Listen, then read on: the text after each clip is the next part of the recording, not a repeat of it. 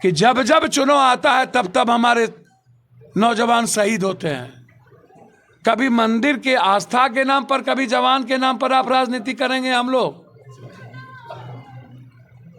और राजनीतिक दल के लोग। इसकी जांच हम इंक्वायरी चाहते हैं सुप्रीम कोर्ट से, पूरा से हम लड़ जाते हैं। आज गठबंधन की राजनीति के लिए और चुनाव जीतने के लिए कीचड़ से कीचड़ को साफ करिएगा। मुझे बताएं ना, जो लोग बात करते हैं 3 चरण में देश के प्रधानमंत्री की हवा नहीं देखी गई और जमीन पर भी प्रधानमंत्री जी की किसी भी तरह का युवाओं में जोश नहीं देखा गया और 50% से अधिक महिलाओं ने प्रधानमंत्री जी की जो हो गए। पूरी दुनिया पूर्णिया और पप्पू को देख रही थी, हॉट सीट था, सारे दल एक हो गए थे, वहाँ कोई दल नहीं बचा मेरे खिलाफ। 100 करोड़ रुपया खर्च किए गए, कोई भी गुरु रवि शंकर जी का आज गया पदार्पण था और चुनाव के समय ही उनका जो ब्लेसिंग मिला मुझे, मेरे लिए अत्यधिक प्रसन्नता का विषय था मेरे जीवन के लिए। और मुझे लगता है कि दवा से ज़्यादा दुआओं में बहुत बड़ी ताकत है और जो ब्लेसिंग पूरी भारत के लोगों की मिली और उसमें जो विशेष ब्लेसिंग आनंद मार्ग के गुरु आनंद मूर्ति जी के सिद्धपीठ और गुरु रविशंकर जी का जो ब्लेसिंग वीडियो पर मिला, हम हर परेशानियों से मुक्त हो गए। पूरी दुनिया पूर्णिया और पप्पू को देख रही थी, हॉट सीट था, सारे दल एक हो गए थे, वहाँ कोई दल नहीं बचा मेरे खिलाफ। 100 करोड़ रुपया खर्च किए गए, कोई भी पाप नहीं बचा जो इन लोगों ने नहीं किया, पक्ष और विपक्ष मिलके। मैं सिर्फ इतना कह सकता हूँ कि आज इस देश को बचाने के लिए हम सबको प्रयास करना चाहिए। व्यक्तिगत नफरत और दुश्मनी का कोई मतलब नहीं है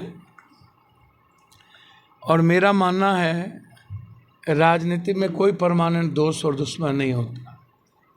मैंने तो कहा है कि जहाँ पर मीसा जी और रोहिणी आचार्य लड़ रही हैं, वहाँ एक भी हमारे नेता और साथी होंगे तो पूरी मदद बेटी की ज़रूर की जाएगी।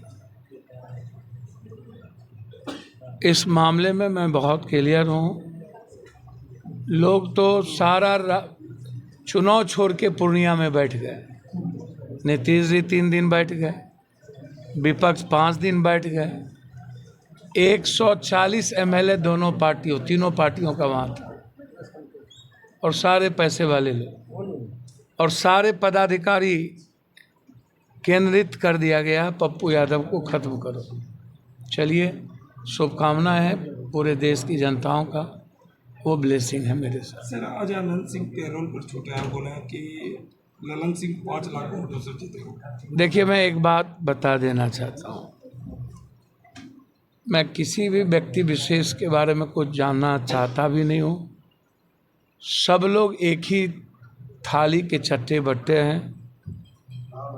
सच की राजनीति खत्म हो गई है और सुचित्रता की राजनीति खत्म हो गई। हमें तो दुनिया का सारा ताकतवर और पैसे वाला आदमी, हम तो ले लेते मधेपुरा सुपौल, सुपौल से बेटे को लड़ा देते और मधेपुरा से हम लड़ जाते। आज गठबंधन की राजनीति के लिए और चुनाव जीतने के लिए कीचड़ से कीचड़ को साफ करिएगा।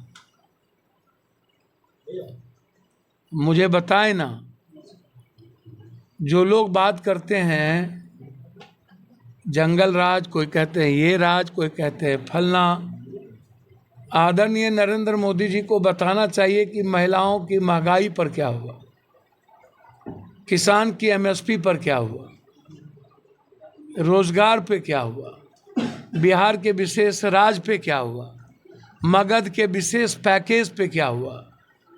बात यहाँ करनी चाहिए।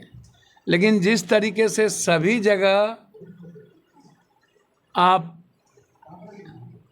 रोपिएगा बबूल तो खाइएगा खजूर,